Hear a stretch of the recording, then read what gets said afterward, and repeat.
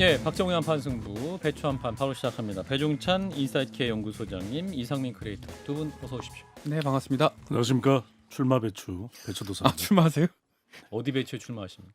아유, 너도 나도 다 출마라 가지고. 네. 네, 뭐 어디 조합청이라도. 네. 알겠습니다. 조합장이요? 조합장 어려워요. 왜 이러세요? 저 자, 정옥임 전 의원님, 장윤 변호사 어서 오세요. 네, 안녕하세요. 자, 일단 지난 금요일 윤석열 전 대통령 이제 헌재의 8대0 탄핵 인용 이후 이제 4일이 지났습니다. 그런데 이제 대선 국면으로 바로 전환이 되면서 출마 선언한 후보도 꽤 되는 상황이죠. 자, 이번 조기 대선 뭐 시대 정신이랄까요? 혹은 대립구도 어떻게 정의할 수 있을지 배 소장님. 저는 뭐 데이터상으로는 여러 가지 성격이 담겨 있습니다만 궁극적으로는 이번 대선의 성격은 이재명 대 반이재명 구도가 아닐까 싶습니다. 왜냐하면은 실제로 이제 민주당의 경우에는 이재명 대표 중심으로 결집할 수밖에 없을 테고 지금 벌써 이미 뭉쳐 있는 상태고 국민의힘에서 이렇게 많은 후보들이 저요 하고 손을 들고 나오는 이유도 예.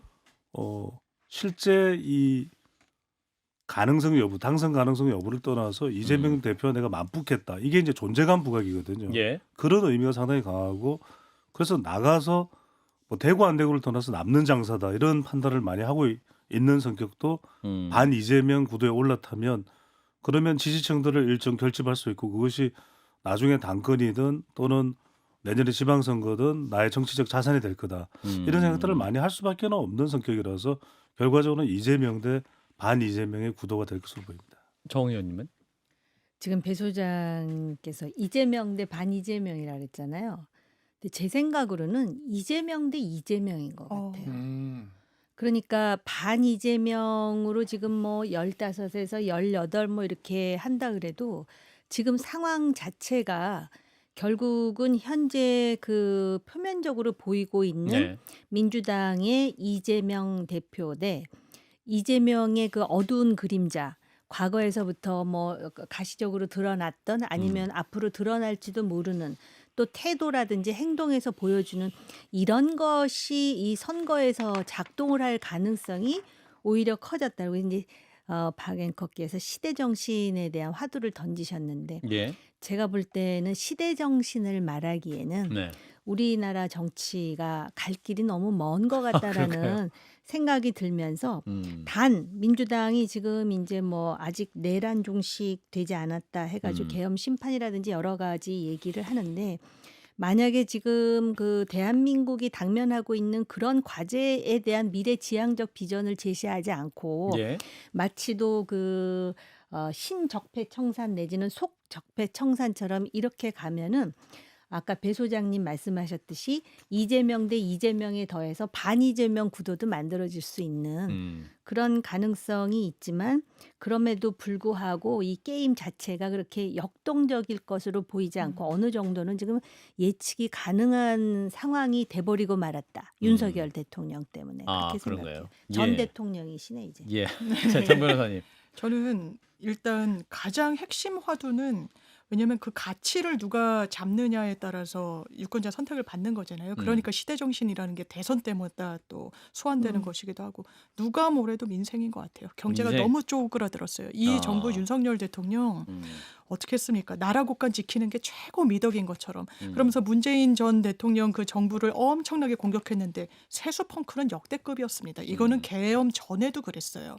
그리고 코로나 때보다도 자영업자 폐업률이 더 높았고 경제에 완전히 실패했습니다. 계엄으로 더 망쳐놨어요. 이거 회복하는 거. 국민들이 다 아우성이에요. 자영업 하시는 분들, 식당 하시는 분들, 회사 다니시는 분들 다 물가 때문에 경제 때문에 고통받고 있다라고 하는데 이걸 누가 보완하고 복원할 것인지. 지금 이재명 대 반 이재명 말씀 주셨지만 저는 국민의힘은 대안부재, 전략부재라고 생각합니다. 이재명이라는 정치인만 때리면 승리할 거라는 공포심을 자아내는 공포 마케팅으로 어떻게 안티테제로 정권을 잡을 수 있습니까? 거기서 사실상 어떤 현격한 차이가 보여지는 게 아닌가 생각합니다. 정 의원님이 역동성이 좀 떨어지는 조기 대선이 될 것이다 이렇게 전망하셨는데 지금 여당의 범보수 후보군은 굉장히 역동적이에요. 18명 전체적으로 보면 이름도 제가 한번 불러드리면 김문수, 홍준표, 한동훈, 한철수, 이철우, 유정복, 이정현 전 대표, 오세훈, 유승민, 최경환 잠재적으로 김태흠, 원희룡, 김기현, 나경원, 윤상현 한 18분 되는데 연락 받으신 분 계세요? 의원님? 그 노코멘트고요.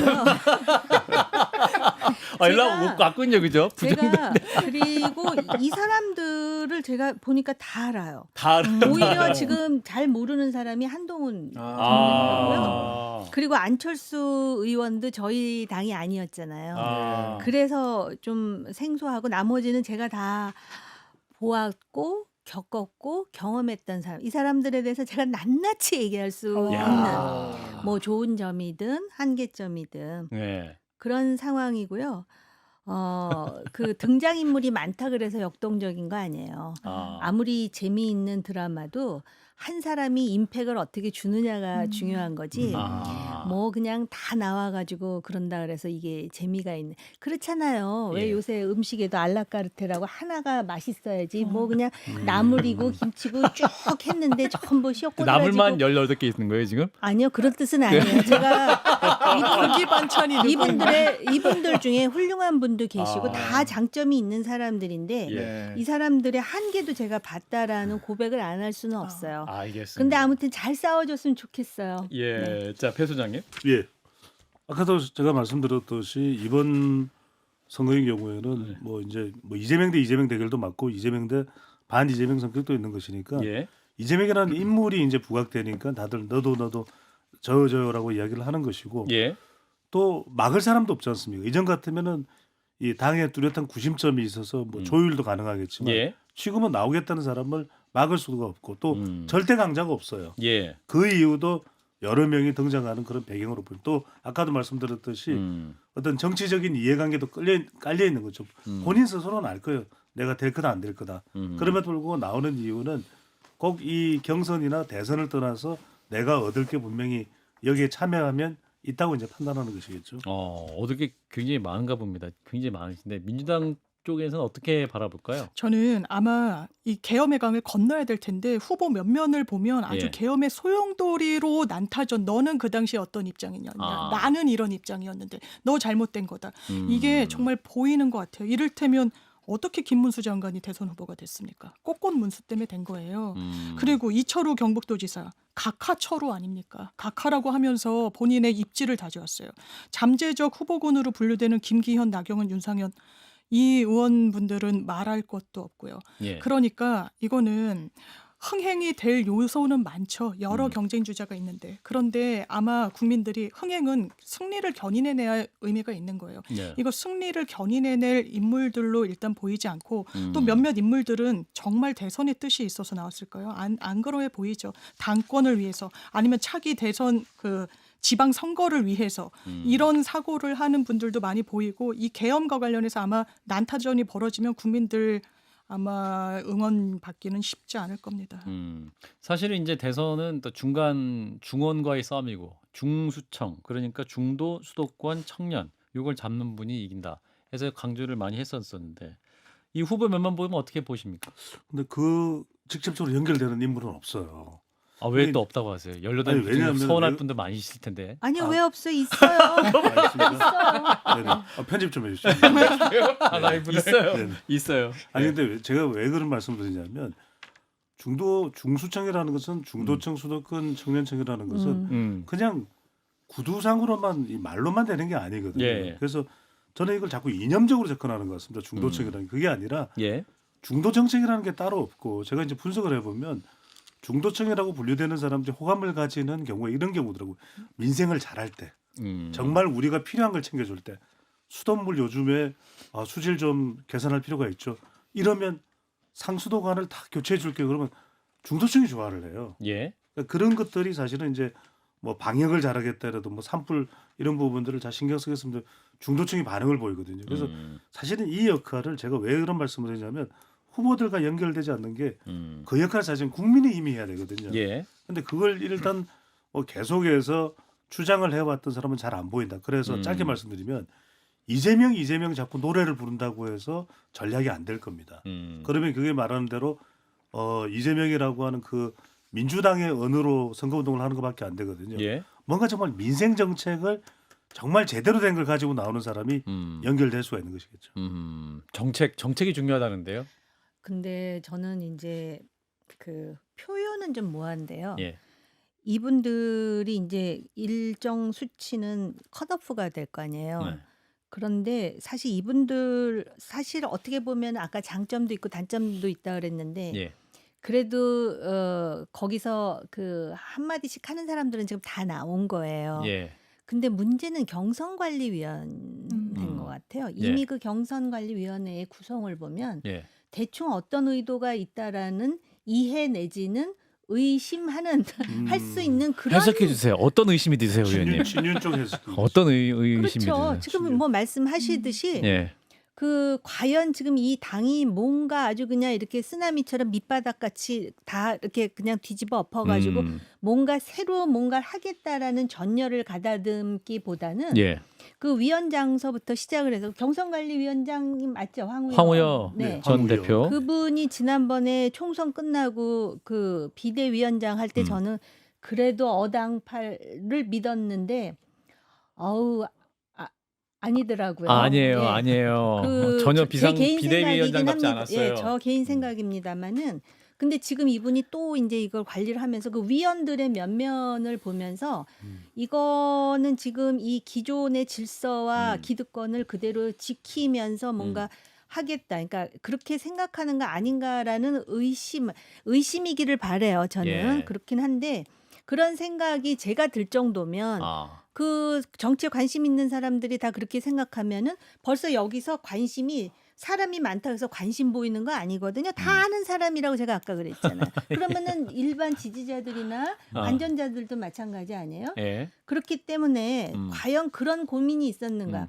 정말 그 대통령을 탄핵시키면서 그거에 대한 그 성찰이라든지 아주 그냥 자기 머리를 자기가 찌을 정도의 그런 반성의 심리가 있으면서 뭔가를 해도 지금 시원찮은 어려운 판에. 상황이에요, 사실은. 그런 아까 상황에서 의원님 아까 근데 중도층 소구적 얘기할 때 왜 없어요? 있어요. 말씀하셨잖아요. 있습니다. 누구죠? 제가 뭐 누구라고 말 안 해도 대충 보이잖아요. 아, 잘 안 보여가지고 잘 예를 찍어주세요. 든다면은, 예, 네? 예를 들면. 아유, 제가 찍으면은요. 예. 이게 방송이 영향력이 의외로 크더라고요. 그래갖고 말하기가 참 아, 괜찮아요. 조심스러워요. 지금 딱 네 저는 명만 듣고 아직 있어요. 누구- 네 개. 편집해드리겠습니다. 요 자리에 제가 네 편집해드리겠습니다. 명밖에 없습니다. 아유, 제가 저희만 또 듣고 있을게요. 그런 유도 질문에 이렇게 넘어가는 스타일이 아니에요. 네. 아, 네, 안 찍으실 거예요? 알겠습니다. 자, 배 소장님. 네네. 자, 현재 중도층 민심 짚어주세요.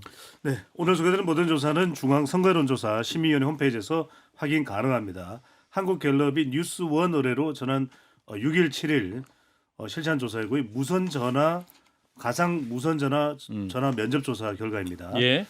보수층에서는 어느 쪽 정당을 지지하는지 물어봤더니 국민의힘 65, 민주당 16으로 나타났고요. 중도층. 진보층에서는 국민의힘 5, 민주당 75. 중요한 건 이제 중도층입니다. 예. 중도층에서는 국민의힘 19, 민주당 47입니다. 이게 중도층이 얼마나 중요하냐는 걸 보여주는 것이죠. 그러니까 중도 외친다고 해서 중도가 들어오는 건 아니거든요. 그래서 예. 제가 아까 말씀드렸듯이 중도층이 원하는 게 뭔가 그게 이제 사전 파악이 필요하고 이제 그걸 이야기하고 좀 실천이 될 때 중도층이 협소가 가능하겠죠. 예. 자, 일단 윤석열 전 대통령 이제 용산을 떠나서 이제 사저로 가야 될 상황인데 이번 주 이제 중에는 간다는 얘기가 있습니다. 근데 이제 윤 전 대통령 입김이 과연 앞으로 있을 국민의힘 그 보수 측 이제 경선에 작용할 것이냐. 만약에 작용한다면 윤픽, 윤심은 어디로 갈 것이냐 이 부분인데 요건 우리 정 의원님이 말씀 안 하시기 때문에 장 변호사님. 이른바 윤픽 내지는 윤석열 전 대통령의 그림자가 아른거리고 그것을 사실상 윤석열 전 대통령이 마다하지 않고 있는 게 전 국민의힘의 큰 족쇄라고 생각해요. 끌어내지 못하고 있다. 헌법적 법률적으로 완전히 명징하게 이거는 결론이 난 사안이에요. 예. 이런 대통령은 단 하루도 더 대통령직에 있어서는 안 된다. 그리고 민주주의를 훼손했고 우리나라의 어떤 상권분립 체제나 이런 부분을 위협했다. 정치를 하지 않았고 법률로 수사로 단죄하려고 했다는 게 다 저변에 녹아져 있는 거예요. 예. 그런데도 거기서 못 벗어나는 거예요. 그 한 단면이 이런 국면에서는 국민의힘에서 끊임없이 탄핵에 찬성했던 사람이 그래도 너라도 있어서 우리가 숨 쉴 공간과 출路가 있다라고 생각하는 게 정상사고예요. 예. 그런데 너는 그 당시에 우리랑 다른 생각을 했으니 같이 갈 수 없다. 김상욱 의원을 추출한 거. 그렇다고 그 계엄 당시에 명징한 메시지를 냈던 한동훈 개와는 같이 가고 있나요? 그렇지 않잖아요. 예. 사실상 뭐 같은 방에서 내보냈네 어쨌네 본인도 사실상 김상욱 의원이 인정한 부분도 있고 예. 이게 국민의힘의 현실이에요. 아까 짚어주셨지만 중도층에 누구를 지지하느냐. 국민의힘의 지지보다 민주당의 더블 스코어가 나오는 거예요. 이런 부분과 관련해서 민주당도 당연히 자족하고 거기에 안주하면 안 되겠지만 예. 국민의힘의 처한 현실이 대단히 어렵다. 그러니까 아마 이 당내 경선이 상당한 그 울타리가 될 텐데 아예 열고 완전 국민 경선 등등의 고민도 사실 필요해 보이고 저는 그런 면에서 상당히 유효한 카드라고 생각하는데 아마 이 기득권층화된 국민의힘의 인사들이 받지는 않을 것 같습니다. 자, 배 소장님. 네, 윤심. 네, 윤심은 저는 윤심의 특징이 중요한 것 같아요. 왜냐하면 윤심의 특징은 윤석열 대통령의 영향력이잖아요. 예. 그러면 그것이 어떤 식으로든 대선 후보나 또는 그 이후에 당권 유력한 인사에게 가기를 원할 것 같아요. 예. 근데 그렇다고 해서 딱히 누구다, 김문수다, 홍준표다 이렇게 저는 찍지는 않을 것 같아요. 왜냐하면 자연스럽게 그거는 지지층들이 판단할 것이다. 왜냐하면 예. 자칫 대통령이 누군가를 찍는 순간 대선 결과가 대통령에 대한 평가로 이어질 수가 있거든요. 예. 그건 받아들이지 않을 것이다. 왜냐하면 대통령은 여전히 대통령을 지지하는 그게 계속 남아있기를 원하는 겁니다. 무슨 말씀이냐면 전 대통령. 윤석열 전 대통령한테요. 예. 그래서 윤석열 전 대통령의 이 영향력이 누군가에게 완전히 옮겨가는 것은 윤 전 대통령도 바라지 않을 것 같아요. 그리고 소장님이 그 국민의힘 경선에서 돌풍을 일으킬 주자가 있을 거라고 말씀하셨다고 하는 누굽니까? 이건 지금 이야기할 수는 없고 왜 제가 방송에서 지금 얘기할 수 없어요? 왜냐면 이 다들 말씀을 안 해주시는데. 그게 왜냐면 야. 이거는 제가 다음 주에는 말씀드릴 수 다음 주에 다음 주에 선거 끝날 수도 있을 것 같아요. 경선 다 끝날 이 수도 방송에서 있어요. 목요일 또 녹화를 하거든요. 그래서 목요일 녹화 때 제가 이야기를 한다 그래가지고 이건 조금 계약 조건상 제약금을 받았군요. 예, 저는 오직 의지할 건 우리 정 의원님밖에 없는 것 같아요. 예. 아니 저기 윤심, 윤픽이라고 윤픽. 그러시는데 예, 우선 첫째 그런 윤픽이 실제로 있느냐 예. 요거에 대해서 누구도 장담할 수는 없는 거고요. 그리고 상식적으로 예, 예. 물론 그 얼마 전까지 대통령 탄핵 그 심판 과정의 대통령이었다 하지만 이제 결론이 났어요. 그래서 어떤 무슨 권력 기관을 자기가 좌지우지할 수 있는 것도 아니고 지금 자기가 어떤 그 영향력을 행사할 수 있는 입지가 아니에요. 그리고 앞으로 그 부부가 어떤 상황에 처해질지 이거는 저희들보다 그 국회의원들이나 지금 당내에 있는 사람들이 훨씬 더 잘할 것 같거든요. 그러니까 제가 볼 때는 윤픽이라기보다는 지금 당내에서 나름대로 그 기득권을 가진 사람들 있잖아요. 또는 그 현직 의원들. 예. 이 사람들이 지금 관성적으로 움직이는 것이지 대통령의 오더를 받아서 그런다고 보이지 않아요. 그리고 이제 김상욱 의원 같은 경우 제 개인으로도 그 본인의 소신껏 행동을 하는데 마지막에 그 탄핵 순간에 그런 행동은 그 소위 당원이라든지 또는 그 당을 지지하는 사람들이 보면 굉장히 불편할 행동들이었을 거예요. 그러니까 웃었던 장면들. 뭐 자기 거의 뭐 행복해하는 듯한 근데 사실은 굉장히 힘들고 그리고 또 본인 스스로도 다 모든 책임이 있을 거 아니에요. 그쪽을 예. 지지했듯. 그런데 그런 태도가 아니라는 거에 대해서 굉장히 감성적으로 이 사람들이 집단적으로 지금 반응하는 거일 뿐이죠. 지금 한덕수 권한대행 얘기 하시려고 그런 거 아니에요? 그 친윤계를 중심으로 해서 지금 막 설득을 한다. 그런데 또 최근에 그 헌법 재판관 지명하고 이러는 걸 보면 오늘 했죠, 오늘. 예. 그 사람으로 하여금 자꾸 왜 그 의심하도록 만드는 측면이 있는 데다가 오늘 적인 분이라는 정 의원님의 키워드는 의심이네요. 예, 의심하게 만든다. 네. 그러니까 의혹의 눈초리라고 할까? 알겠습니다. 네. 예, 자 일단 오늘 또 출마 선언하신 분을 만나겠습니다. 오래 기다리셨네요, 안철수 의원님. 안녕하십니까. 죽고자 하면 반드시 살고 살고자 하면 죽을 것이다. 광화문에서 이순신 장군 앞에서 출마 선언은 안철수입니다. 이순신 장군님 저에게 힘을 불어넣어 주십시오. 실제로 그렇게 말씀하셨어요? 그렇게 안 했죠? 손가락에 6글자 뭐냐고요? 아, 손바닥. 예. 아이고 이효진 원광대 네, 그 대변인 속에 적어둔 겁니다. 누가 왕자라고 합니까? 예. 왜 자꾸 적었어요? 어쨌든 제가 더 이상 절 수 없다 완벽하게 약속드리겠습니다. 이재명을 이길 자 누굽니까? 아니 근데 의원님은 AI하고 과학을 많이 강조하시는데 세종대왕상 앞에서 하시지 왜 이순신 혹시 장군은? 남은희 씨가 엘리베이터 못하는 이유 아세요? 문이 닫힙니다. 좋네요. 그래서 광화문에서 제가 오늘 알겠습니다. 발표했습니다. 알겠습니다. 자, 안철수 의원님 조만간 네. 또 뵙기로 하고 김문수 전 장관이 오늘 사퇴를 하셔가지고 나와주세요. 김문수입니다. 위대한 대한민국을 다시 일으킬 세울 때입니다. 도지사 출신입니다. 도지사입니다. 아, 장관. 내 도지사라고. 알겠습니다. 내가 도지사라고 얘기했잖아. 도지사. 도지사 이거 만들어 왔잖아. 도지사. 잠깐만요. 자세히 아. 보여주세요. 도지코인 매수기입니다. 아, 내가 그 도지 그 개랑 껴안고 있어요. 이렇게. 어때요? 세상에. 네, 안 들려요? 예, 국민이 지금 내를 원하고 있어요. 알겠습니다. 그래서 내 책임감을 느낀다. 그래서 내가 사퇴했다 이래 봅니다. 알겠습니다. 아니 근데 아유, 그림이 딴 사람인데요? 국적이 어디요? 김선님 중국인데.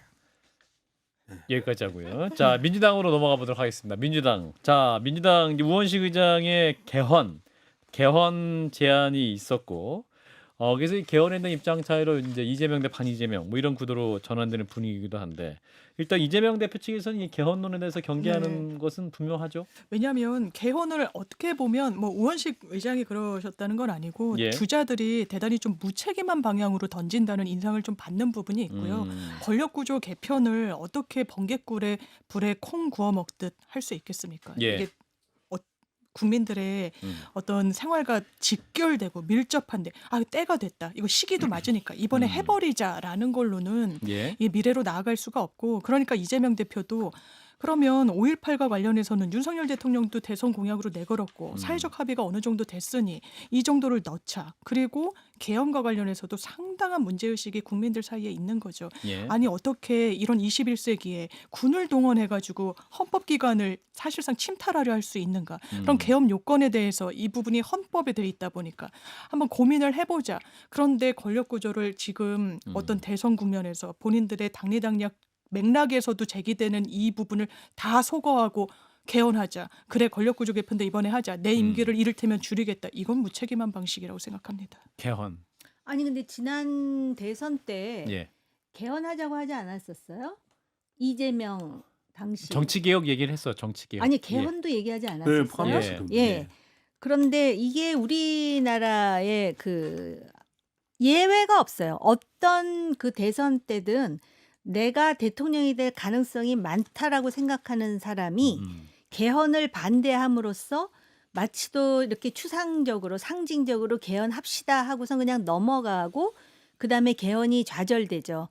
근데 권력 구조에 분명히 문제가 있다라는 거는 87 체제의 문제는 지금 여러 가지로 우리가 눈으로 보고 있지 않습니까? 단 이런 측면은 있어요.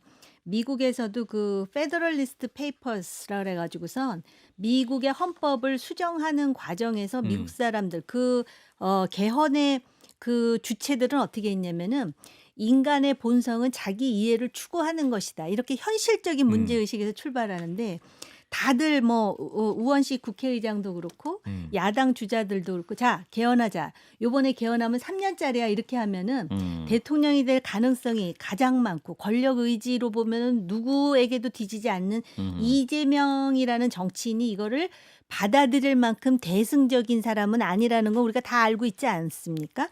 그래서 그런 차원에서 정말 개헌의 뜻이 있다면은 가장 원초적인 그런 어떤 정치인의 이해 또 기득권을 가진 사람이 어떻게 하면은 자기 거를 좀 내려놓을 수 있는 분위기를 만드는지에 대한 고민은 필요해. 개헌은 필요한데 그걸 안 하니까 1등 주자들은 이런 일이 계속 반복되지 않았어요? 자, 이분 얘기 들어야 될 것 같은데요. 이재명 대표님.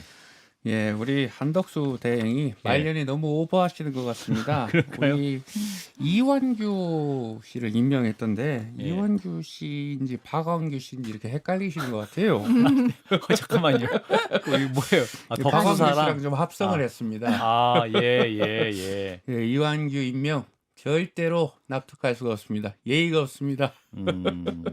그렇군요. 자, 덕수 사랑이라고 쓰신 그게 인상적이었습니다. 예, 특수사랑 하겠죠. 예, 알겠습니다. 자, 오늘 마무리는 이분을 뵙고 마무리하겠습니다. 오랜만에 뵙는 분인데 잠깐 나와주실까요? 안녕하십니까. 호남 출신 이정현입니다. 저 이정현이 잠깐만요. 대통령이 잠깐 이정현 전 대표 맞아요? 이정현 잠깐 헷갈려가지고. 헤어스타일이 변했습니다. 아 그래요. 20대 장관, 30대 총리, 제가 이정현이가 대통령이 송영길 전 대표 아니죠? 그러니까 잠깐 헷갈려가지고 예. 송영길인지 아닌지 이정현이가 지금 장을 지질까요? 장 이름은 새누리장입니다. 어이 저 장도 준비하셨네. 진짜 야, 장이에요. 준비 많이 하셨네. 예 예.